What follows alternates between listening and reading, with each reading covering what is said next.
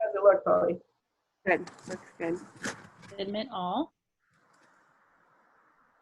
Everyone's connecting. Yep. Hi, everyone. Hello. I'd like to see more faces. I see some names that I recognize. Hi, Jenny. Hi. Hi. This is great. Welcome. Very glad to see you. I'm sure we're going to get some more folks trickling in. Yeah, 3.2, Yep. I just saw. Admit all. Welcome. We're really glad to have you here. STEM Teachers NYC has been listening to teachers over the last 2 weeks, trying to hear what's really useful and helpful and things that you're already doing in your classroom, in your new virtual teaching space. And we're really grateful to Godwyn Morris and Paula Frisch for coming and sharing the work that they've been doing really for the last 20 years. This is kind of one piece of that work, engineering with paper. We're really excited to be learning from you today. We will be recording the session, and we're also joined, so Paula's going to be manning the chat box. Please add your questions to the chat box so that they all get addressed. Paula, can you wave to show everybody here? Godwyn is in turquoise. She's going to take over in a minute. And E is also here to kind of share her own experiences using the tools and the activities that Godwyn is going to be sharing today. So welcome. And Godwyn, I hand it over to you. All right. Now, you said that they can't see the chat link that we already put in, so we should copy it again? Correct. So there's a list of materials that we're going to be sharing with you. It. Yeah, there we go. Right. And then Paula, redo the Women in 3D Printing link. Yeah. So, you hear all those background noises? I hope not. No, you're good. You can Okay. start screen sharing whenever you're ready. Okay. So I'm actually at our Dazzling Discoveries space because since it's my program and I'm the only one here, I'm allowed to be here. So it gives me a way to kind of go to work. I don't have to stay home. I'm going to share screen. Okay. So can everybody see that page? Okay. So just as a quick overview, whoops, we run two programs and some products. So Dazzling Discoveries is our STEM engineering program for elementary school, and Skill Mill is our program for teens and adults. And Skill Mill is a little bit more of a makerspace facility. It's on Amsterdam between 106 and 107. Some of you have been there. We have a laser cutter, big laser cutter, 3D printers, sewing machines, a bunch of equipment. And we, at Dazzling Discoveries, we also have 3D printers. You may hear them beeping in the back because while I'm doing this, we're also printing those headbands. I don't know if you've all seen the emails. We've gotten lots of them because people knew we had 3D printers. So we're actually working on producing headbands here and over at Skill Mill for the medical facilities. So anyway, that's the background of some of the beeping. So we have two spaces, one in Amsterdam, which is the Skill Mill space, and one on Columbus, which is where I am right now, and this is more of our kid-centered space. And we do hands-on learning. We do after-school classes. We do camp days when schools are closed. And we've been working with kids. I've been working with kids for 20 years, running these programs, creating curriculum, learning how to work with kids in a way that's effective for them.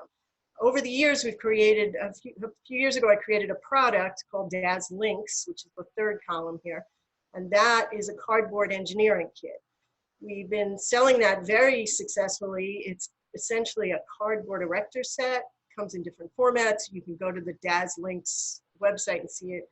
Some of you have already seen it. Anybody who knows me has seen it because I'm always bringing it to events and things. And then more recently, in the last year, we started creating this product called Engineering with Paper. And we did that because we realized from talking to so many teachers, we go to a lot of conferences and talk to a lot of teachers. There's a whole category of teachers who are not your the people are actually watching me because you're a little more tech comfortable. But there's a lot of teachers who are not tech comfortable and tend to avoid STEM education or hands-on projects because they don't know how to approach them. So over the years, we've developed these techniques with paper, and so we've now turned that into a product line that we could sell to teachers very inexpensively, where it's a set of instructions on how to use paper in particular ways. So I'm going to walk you through my presentation on that, and then we're going to do some activities. Is that clear? Okay. I don't have the chat up, and I don't have the hands up. So Paula, you'll let me know. Yeah, I'm keeping an eye on that. To see anything. Okay. And you can see in these pictures the kids are working on something. So here's the basic premise, that there are lots and lots of challenges out there, and I'm sure you know them, I'm sure you use them. It's a little sampling, build, something that can hold a weight, something that doesn't fall over, blah, blah, blah. And they get used, they get touted around on the internet all the time, and people are constantly talking about them. But we've noticed a problem with them. And the problem is that some students know how to use them. Some students know how to use them, how to approach them, and a lot of students don't know how to approach them. And so what I've heard from some people, and I found this quote on the internet, is that the idea is to let kids just figure it out. And that might be, this quote says they will learn, they will naturally learn. And I'm sure most of you have seen that happen. But what we found is that it does happen, but there are some real constraints around it, and these are the constraints. The constraints are around time, and there's some others. So the amount of time that you have, the background that the children have, whether they really do know how to work with materials or not. And our focus has become trying to teach children some basic fundamental engineering skills, not content specifically, but skills, so that when they are faced with a challenge, they just know how to start, they know how to approach it.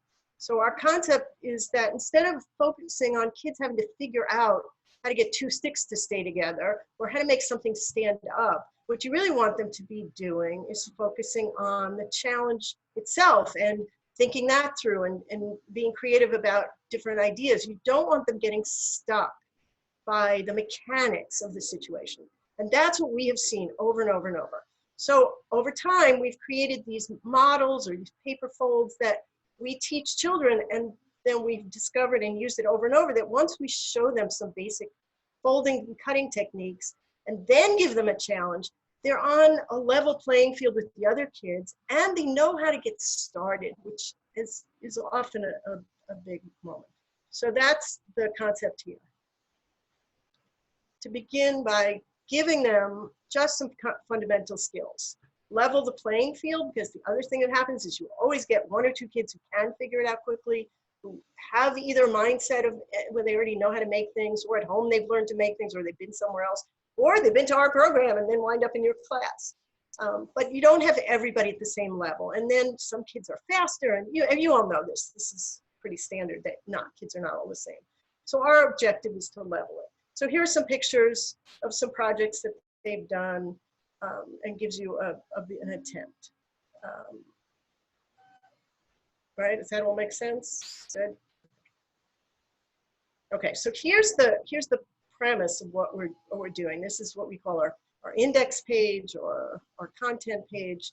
So they're basic shapes, tracks, trays, accessories. Some of them we've grouped into categories based on how we recommend using them, but they really can be used for anything. And for example, this accessory here may look like grass if you use it in a habitat, but it can also be the hair on a creature if you're making a creature.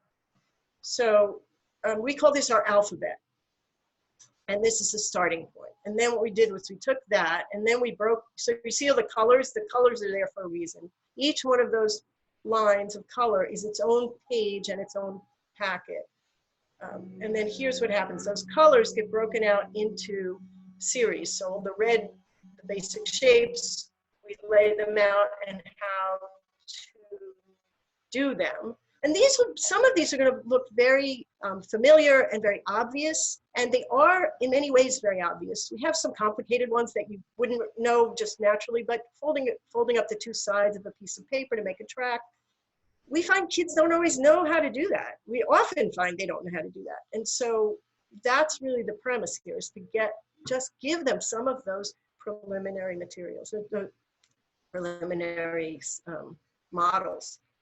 So it breaks up into, and there are several of these colored pages, and then on there are these colored pages, and then there are these template pages. So the colored pages we call technique pages.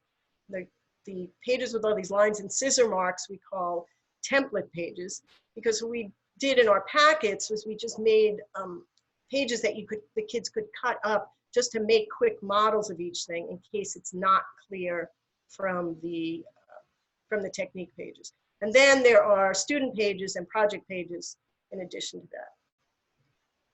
Okay, so here's how you might use it. So I'll let you read this list for a minute and see if any of this matches what you might be teaching or have taught.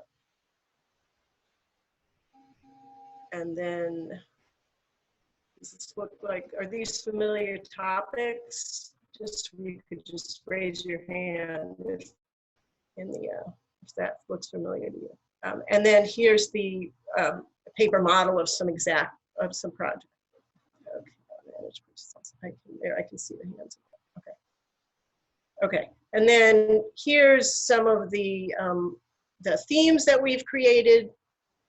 And again, behind each one, you can see they all have colors on them, because those would be the technique pages and template pages you would use if you wanted kids to be able to make these kinds of things. And again, the point of this is not to follow these pictures or these instructions exactly. The instructions that need to be followed are just how to make the original folds and cuts. But then how you use the pieces of paper is really up to the kids. The same shape could be used for a bed, a table, a bookcase, just dozens of a base. We just use the same piece over and over in many different ways. So that's really what we're trying to teach, just teaching you how to make that basic tray or box. But these pictures show you how it works.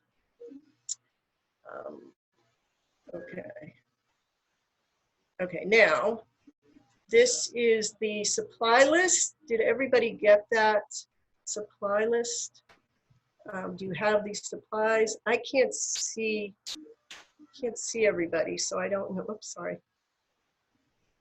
So essentially what you need is, oh no, I did that, there. Can you see it, Paula? Can they see it? Yep, that's clear. Okay. So we're going to go through now actually making some things. And that's, so if you have paper, tape, scissors available, have that ready. And then I'll show you. So one of the first little instructions we have here is, this may seem very obvious, is to take a piece of white computer paper and fold it in half. So just as an example of the level of detail that we've come across that we want to share. So you will see on this instruction sheet, it says to just pinch the edges, not to crease it. Because when you crease the whole thing and then cut it, you get this bumpy edge. This can zoom in a little or make it, you probably have to zoom in if you can't make it bigger. Yeah. Is that better?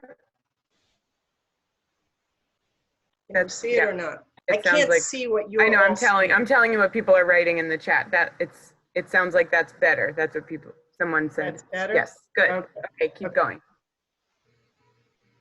Okay. So the reason we do this, there are two things. One is that we just pinch it, or you can take a ruler, or you can use a paper cutter if you have a paper cutter, which in school you do, but at home you probably don't. You want to cut the paper in half. The reason we cut the paper in half, we found that this is the best size. It's the most manageable for the kids. It has to be shorter than a pencil, because you're going to roll paper around a pencil, and you want it shorter than the pencil so that you can still hold the pencil and slide it off. And also when you start to make structures, you want them in a manageable size. Now, we have made much longer ones, we made much shorter ones. So there's no absolute, it's just that this size, this half sheet of paper seems to work the best. And so here, so now we're gonna take the concept of a playground and simple machines, which I know is a topic some of you are interested in. So if you were going to teach simple machines, you might do it by studying playgrounds. And that's the premise of the next few slides, and then we're gonna work on that.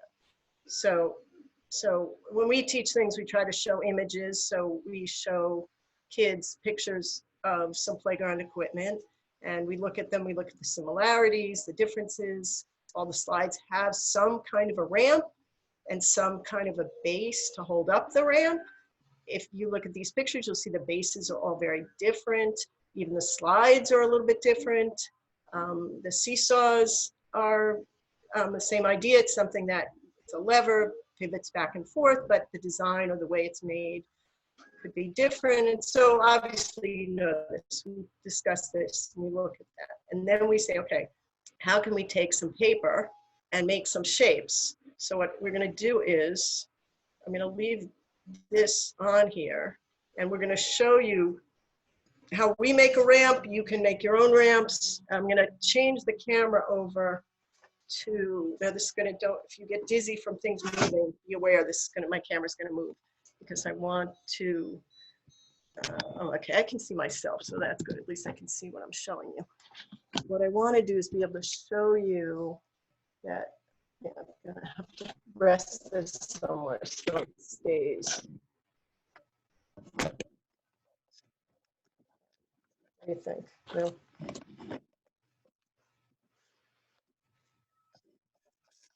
Also, if you hold up in front of the camera, then we'll be able to see. I know, I will, okay, okay. So it's just a little easier when it's flat on a table. So what here again, here are some of the issues that we find kids have trouble with. So if I just tell you to fold up an edge, there, you're still. Oh wait, just to clarify, this is a strip of a half sheet. So it's a half sheet. It's narrower than a half sheet. So we've started with a half sheet and now we're down to a quarter sheet or less, right? So, right. And also this is not white paper. We're going to use the white paper a little later. This is the manila folder paper because it folds a little bit better. So you're right, I should have saved that half sheet instruction for a little later, which we will use. But this is any length you want your ramp to be. And that usually if you just tell adults to fold up an edge, they can just go like this and fold up an edge. But kids have a lot of trouble doing that. So we often tell them to either put a ruler or a straight edge. Let's see, how's that? You could see that. I'm just trying to make it so you could see what I'm doing. And so we have the kids use a straight edge to fold up.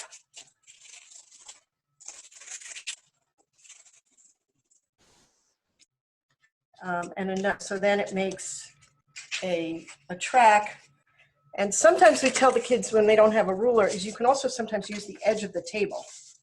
That's another technique. And so again, what we're trying to do is not find things that you don't already know, but maybe give you some other ways of helping kids do them and to have kids consistently, all of the kids know how to do this. So that's our objective. So I would say we're gonna take a little break from me talking. And if you have some paper, look at these images and make a base, make a slide. And I'm going to see if I could see who's here. Yeah, I'm having, oh, there it is. Okay, now I can see people. Okay, wait. And can you all see that? Okay, now I can see the chat.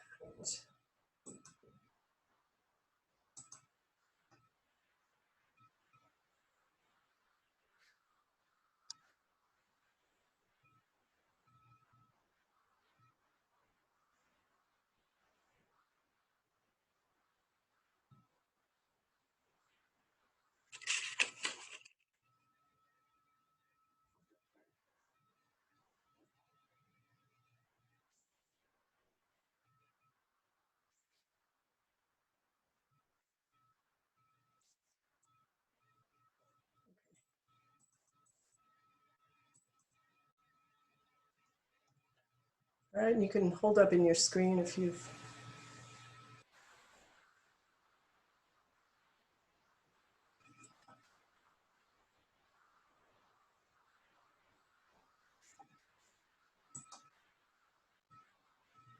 Okay, great.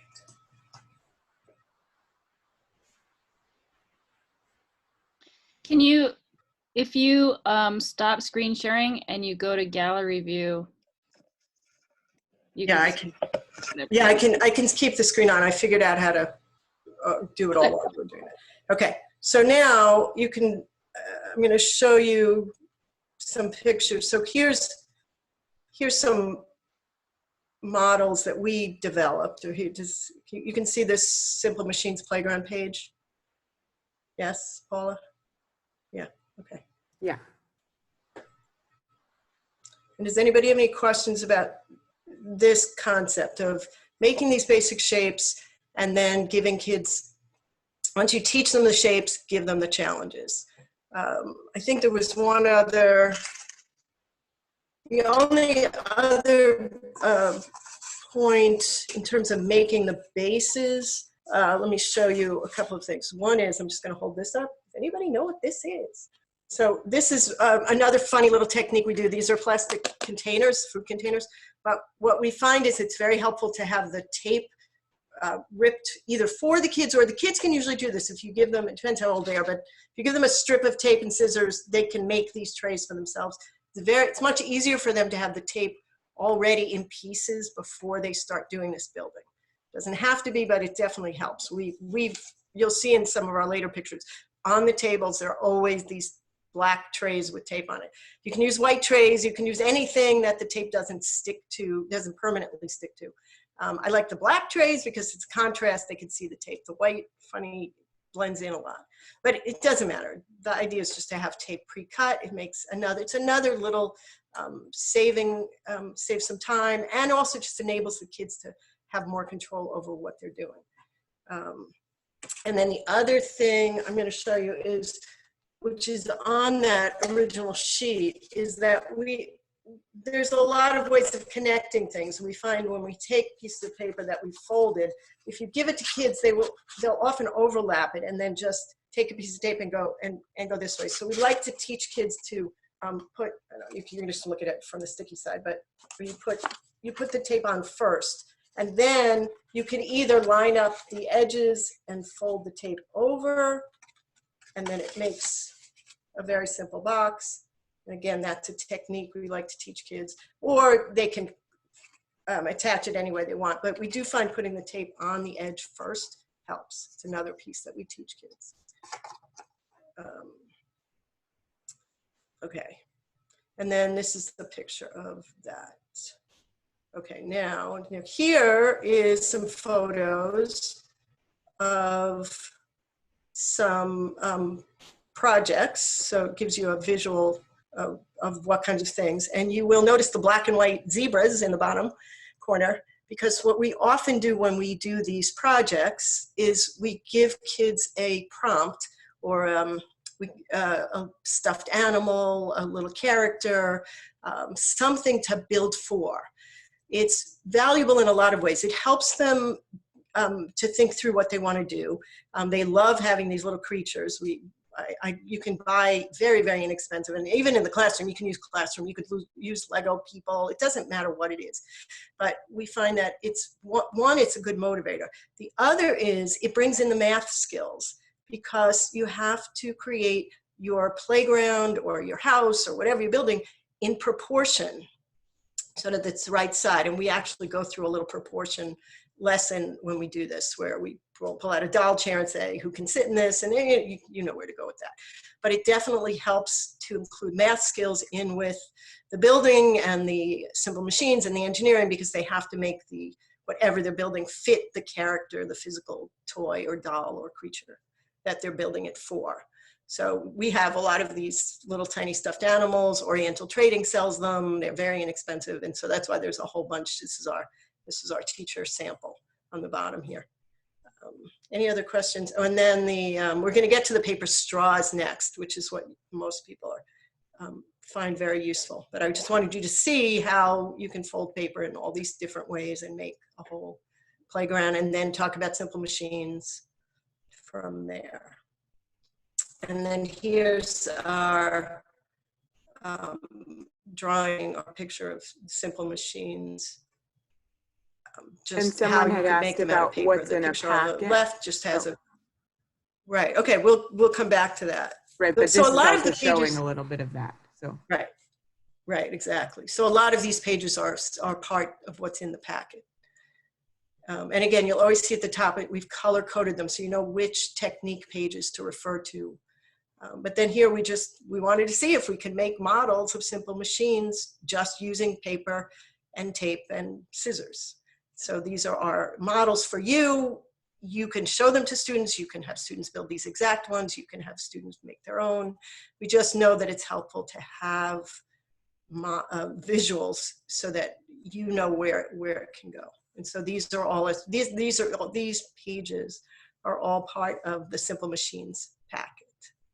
Okay, I think that's.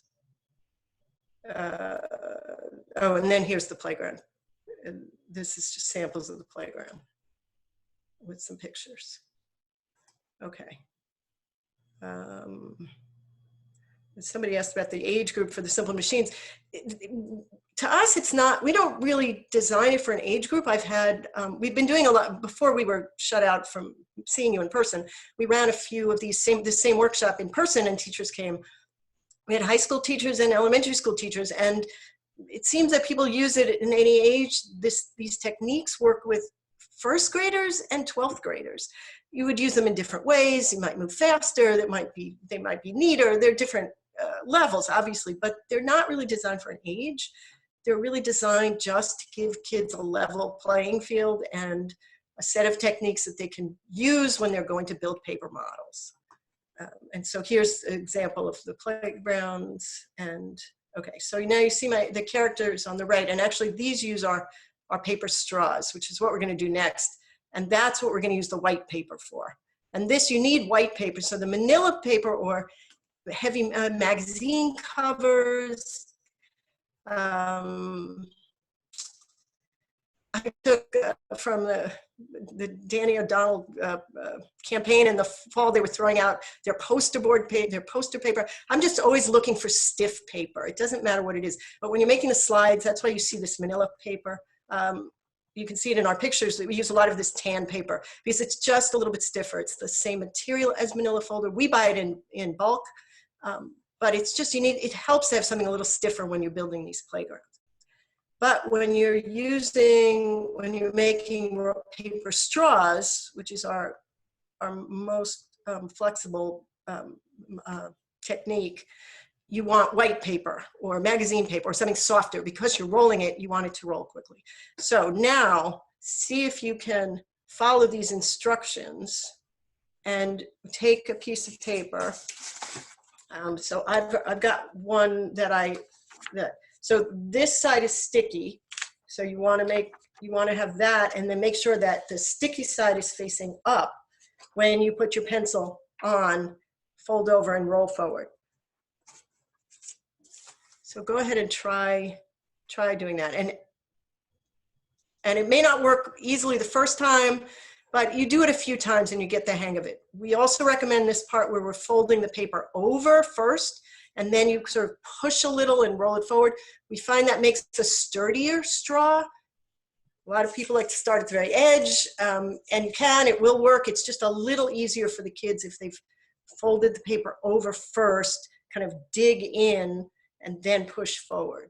But any way that you can get a tight roll. Roll down a little bit. Right now we can just see steps 1 to 4. Okay. Yeah. Is that okay? Can you see it all now? Oh yeah, because you don't need the top of the paper. Right. Yep, that's good. I have a touch screen. Can everybody see that? Do you need that bigger?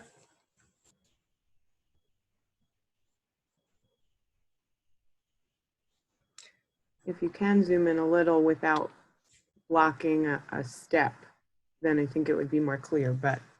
How's that? Yeah, good. Right, so now make a few of them and make them as tight as you can. And you want them to be this wide. You're rolling up from the bottom around the pencil. So I'll do it holding up in case you can see. So you fold up, squeeze in here, and then, now I'm doing this upside down and backwards, and then roll forward.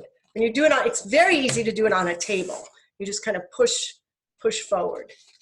And then E will talk later. She actually did this in her class after taking one of our workshops, and so she can talk about how hard or easy it was to get the kids to do it.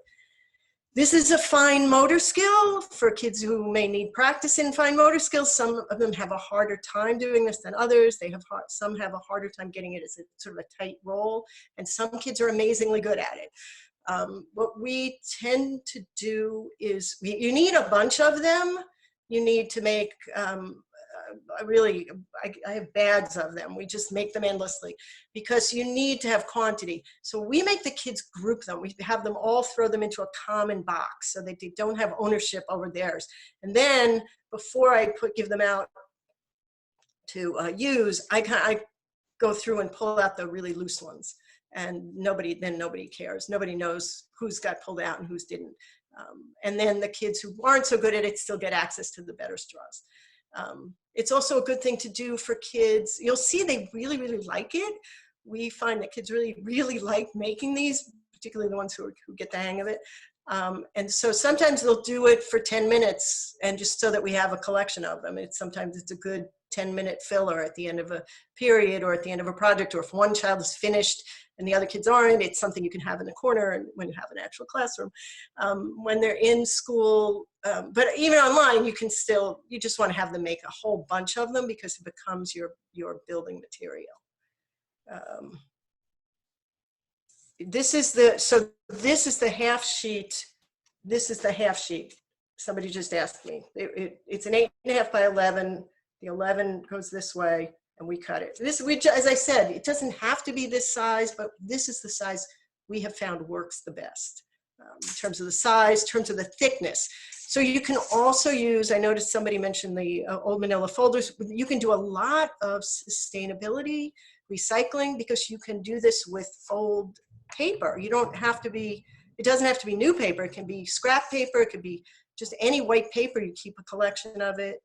And you can also use magazine pages, which we do a lot. The issue with magazine pages is they come in different thicknesses, catalogs and magazine pages, the actual paper, the weight of the paper. And so you have to test it. Some of the paper's thinner and some of it's thicker.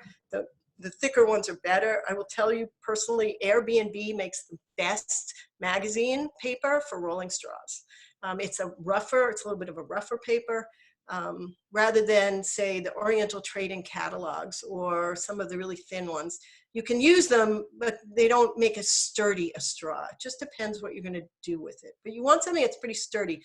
And you can tell me what you think of the ones you have. If you kind of push on them a little bit, they shouldn't collapse. You should feel that there's a little sturdiness in there. Does that make sense? Okay. So I'm going to assume you all have at least 3 of these made. Okay, now the next thing is a paper clip. You're going to need a couple of paper clips. And I'm going to show you this trick. I just realized I'm going to leave the camera for a minute while you look at this. And maybe Paula can walk you through the first line. I'm going to go over to the side and get a couple of paper clips.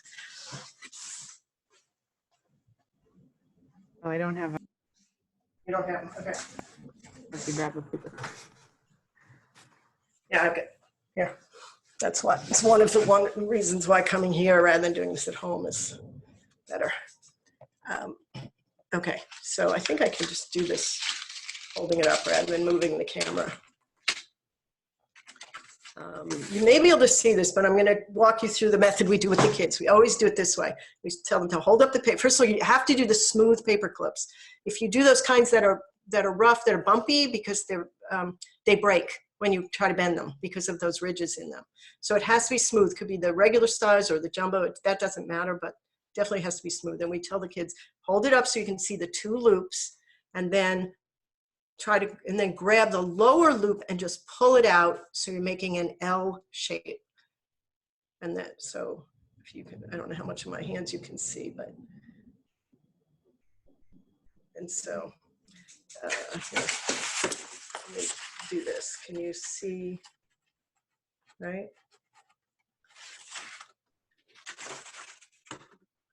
So, and that's what it says in this picture. And can you see, how's that? And then you can see this.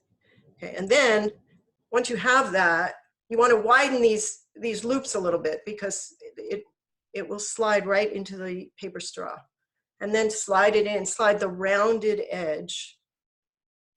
I can't tell what you can see from my computer, but you want to, no, the black is better, right? You want that rounded edge to go into the paper straw.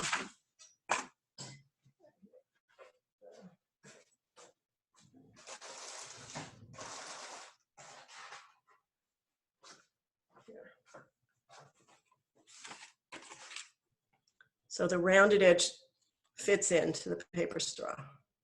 And then you can take another paper straw and put it on the other rounded edge. And then you can take another paper clip and put it in the same hole. Again, opening it up, doing exactly the same thing. Opening it up, pulling out the sides a little bit, just to make it a little bit thick, wider, because it fits tighter. If you don't widen it, it'll fall out more easily. This way, if anybody who's done it, you can see it should stay in. You can then put a second paper clip into the same hole, which then lets you go in another direction. So you could build up if you're trying to make X, Y, Z axis. It makes a pyramid shape. It makes a corner. You could put several paper clips in the same hole. It doesn't matter. So that's the idea. That's the basic premise of this. One more tiny point is that you can take them apart. Sometimes they'll get stuck.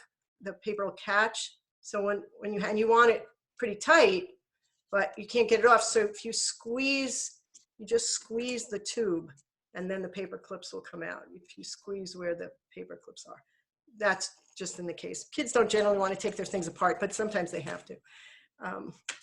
And so you can see in this picture that some of the images, or some of the drawings of the images of projects we've made using this method. And to see the projects, you have to scroll down a little bit. And then also just talk about if teachers don't have paper clips. Someone asked in the chat what to do with that. Great. At the end of this, set of pictures, I have some photos of how to connect the straws without paper clips. So it's definitely in there. And just a couple more slides. Right, thank you. Somebody mentioned about with appropriate pictures. So yeah, that's true. And that's why I don't like the newspaper version of this. Some of you may have seen that where they say do this with newspaper. And I find newspaper there are several issues, but one of them is the content. And so it's very hard to find content in newspapers that is safe for all children to see. Newspaper's also messy, not everybody has newspaper, and it's also bigger. So this is the same, if you've ever seen the newspaper rolls, this is the same idea, but much more manageable and sturdier, yeah, because this white paper is just stronger. Okay, any other questions?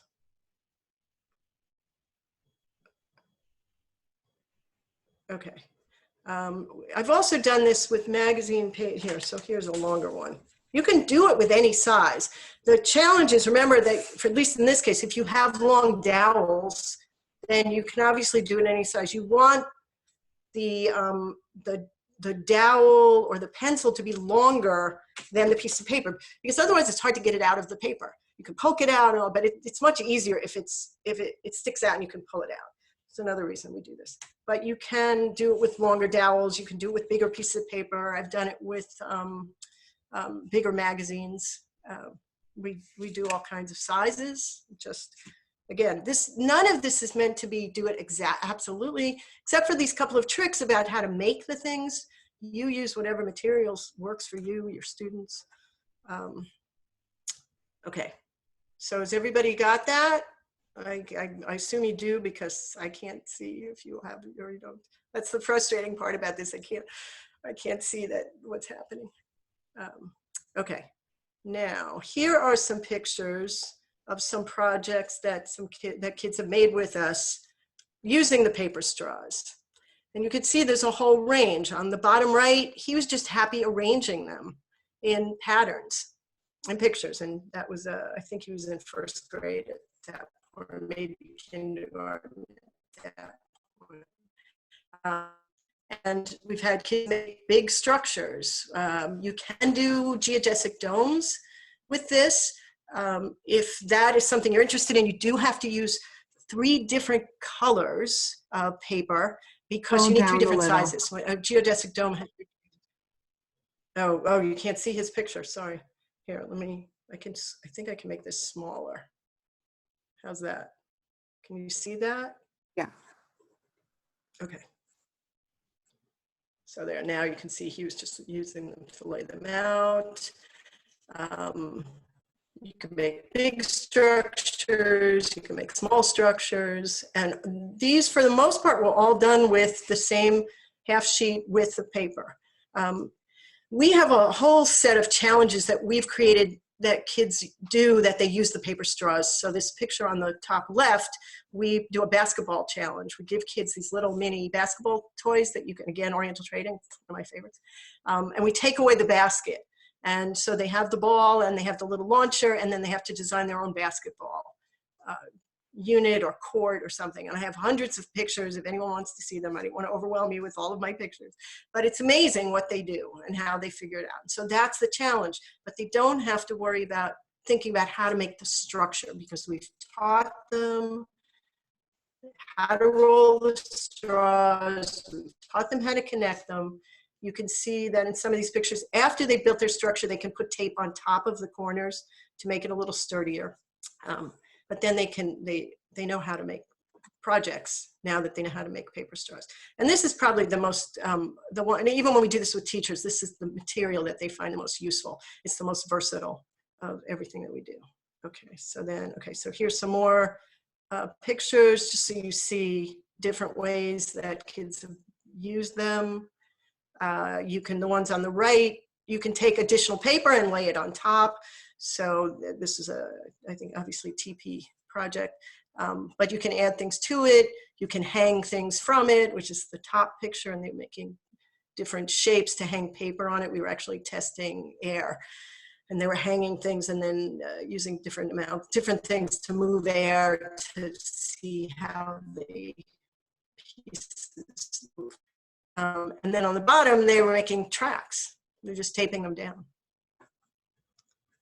Okay, so that's that one. And then here now the kids on the right were using magazine pages instead of white paper. The one on the top on the green was a version of a playground. And on the bottom, you can see, I just wanted you to, and in this picture also you can see the tape. Our tape is on everything, our bowls of tape. And again, we're just making the point on the bottom was to make a whole bunch of them. We do a lot of school visits here and so that's why you're seeing kids in some uniforms. These are kids who have come here for field trips. And then we teach them this and they do these projects. They come for STEM challenges. Okay, and then here is the answer to the question of what do you do if you don't have paper clips?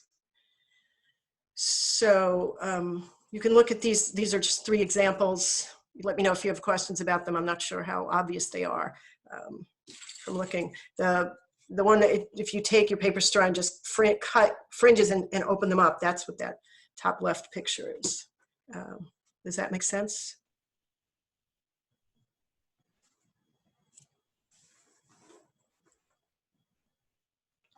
And that's the end of my part of the presentation. So if you have any questions or if you want to ask anything and unmute, you can do that now. And then he's going to go on and show you how she used it with her students. So 5 minutes. Anybody have any immediate questions or want to say anything? Or maybe let's hand it over to E first, and then we keep the questions to the end. Okay. Okay. All right, E, you ready? Yes. Godwyn, could you stop sharing your screen so Yes. that Got it, good, thanks. let me see. Okay. So I attended Godwyn's workshop back in February, I think. I only had time to do the lessons with my students for 3 or 4 times. I did it with after-school students. So basically, I did 3 to 4 lessons with them. The first time I did a lesson with them, I showed them a couple of videos I took from Godwyn's workshop. So I give them the vision, like, once you know how to use the paper to make the paper straw and how to connect them, there are a lot of possibilities, that a lot of amazing things that you can do with them. So for the first lesson, we taught them how to make the paper straw. I find that use the printing paper is easier than the thicker magazine paper for the students to manage. So the picture is a first or second grader. The initial challenge is like to make it, it's not tight enough. So the straw is too thick. So it definitely takes, especially for younger students, it takes a few times for them to practice. So we have to tell them that this is what science engineering is about. It takes practice. So we have to go through the challenge. And once they see some of the students, they're able to make the perfect straw that can be used, they're more confident that they can do it as well. So the first lesson, we asked them to make any 2D shape. So it's flat 2D shape. And from the second lesson, we challenged them to make it into a 3D shape. And then we had a conversation about how do we make it, use the paper straw as an axle to make it into a car. And we talked about the inner axle, outer axle. And so they were able to make the car here. And there was some students, they were faster than other students. So we just told them that you can make anything you want. It's very interesting that from the picture you can see, we didn't ask them that you're gonna make a house, you're gonna make the pyramid, you're gonna make a swing. But all those ideas come from students. They're very similar to the examples from Godwyn's, the handout. So this is a picture of 4 students. So for 4 students, they have a final project that they were supposed to do if the school is not closed. So this group, they were trying to make a model of the sun, the moon, and the earth. So they come to us every day during lunch, and we talk about you need to make a platform. And you have to think about how you make a handle either on the side or on the bottom. So here you can see they made 2 prototypes of the handles. Yes. And I also like some, Godwyn didn't have a chance to show the whole thing of the packet. I also like some of the things that about all the different ways you can fold the paper and you can make it into different things. Because with my first graders, I did a unit on kinetic energy and potential energy. Their final project is the marble run. So I gave them a few constraints and asked them to use paper to make any marble run. So for the simple structure like the track, the tube, the students can come up with those ideas. But for the more complicated one, like the loop, like the track in the color, they have a little bit challenging making those. So what I was thinking, if I can do it next year, I'm still going to ask them to make it first. And then I'm going to show them different techniques that you can fold and do with the paper, and then ask them to do it again, and they definitely can improve their project. And this is something I'm doing with my second grader. So we're doing recorded lessons now with second graders. We're doing bridges. So for the first lesson, I gave them a challenge, asked them to put 2 piles of books to create a gap and use paper in any way they want to make a bridge.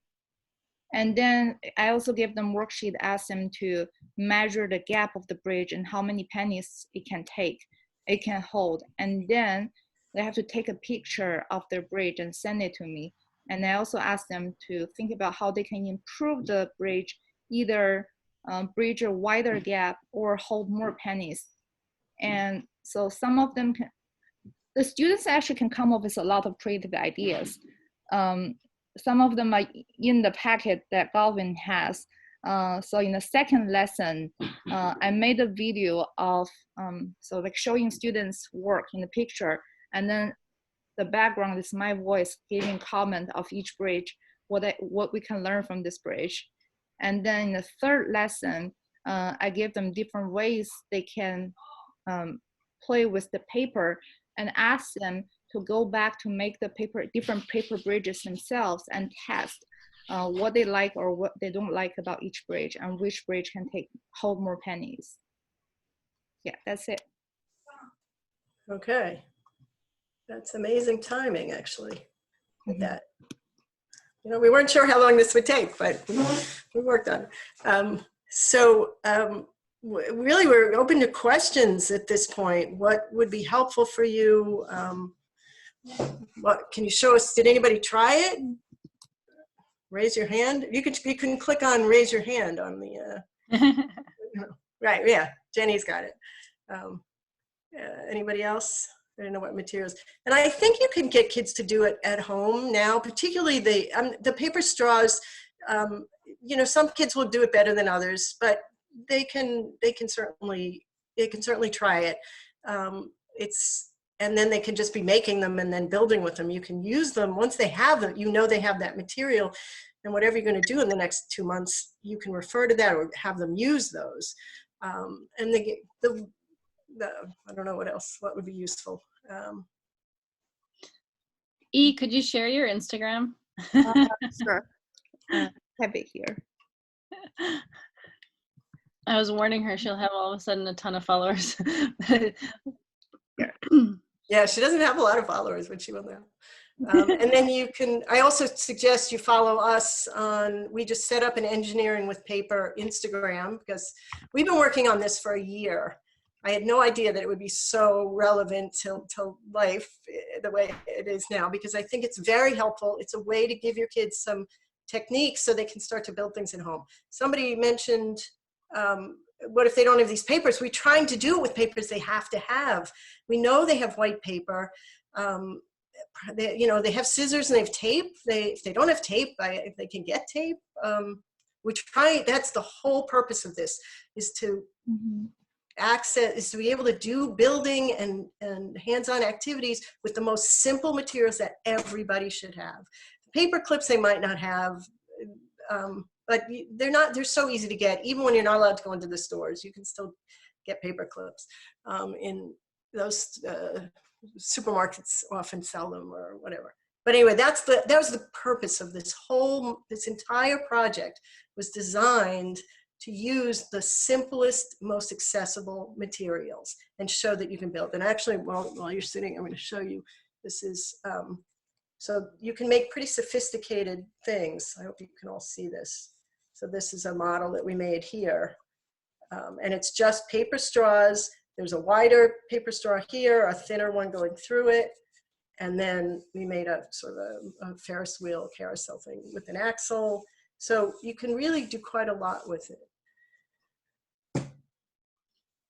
That's a great. Well, so Liz, the thing about the glue, there are two reasons why glue is tricky. You can use a glue stick instead of tape, but it's messy. And you have to get it right on that edge, and so you need to have something under it. But yes, you definitely can make it with glue sticks. Wet glue is not so good because it makes the paper, it wets the paper. So liquid glue is not, I don't recommend that because that's really messy. But yes, you can do a glue stick, but you have to be a little bit more careful about how you're doing it. And we always put something underneath it when we do glue sticks. But it gets the kids' hands sticky also, where the tape doesn't. Teachers don't always have glue sticks, so that's why we use tape. But yes, you can use glue sticks. Yes. Oh, so in the picture, let me see. I can share that picture again. Some of it is just tape, and some of it is paper wrapped around a shoe. Somebody wanted to see this picture again. So the picture with the pieces that are coming out, that's just, you just tape that down. Once you make those appendages from cutting, you could just tape them. The one in the middle, the triangle, is a piece of paper that's wrapped around it and then taped.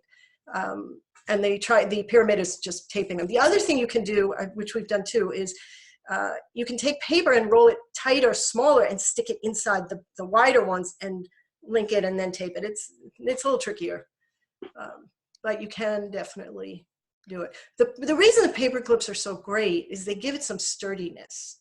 They give it us the stiffness that you won't have. And we actually use that paper, we call it our paper clip trick, that opening it up into an L, because it's useful for a lot of other projects in a lot of other ways, not just with the straws. But that's for another session. So I'll show you that another time. So I think if there are any final questions,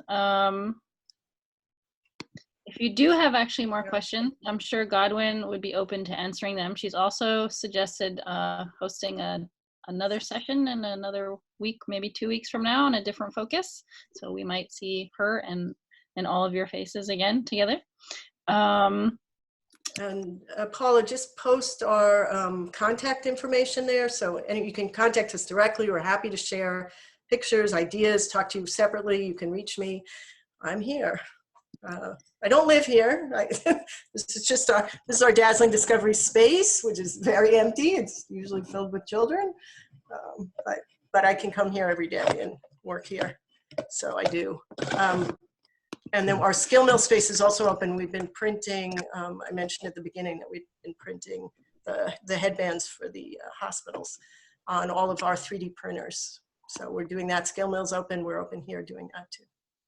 That's really great. Thanks for doing that.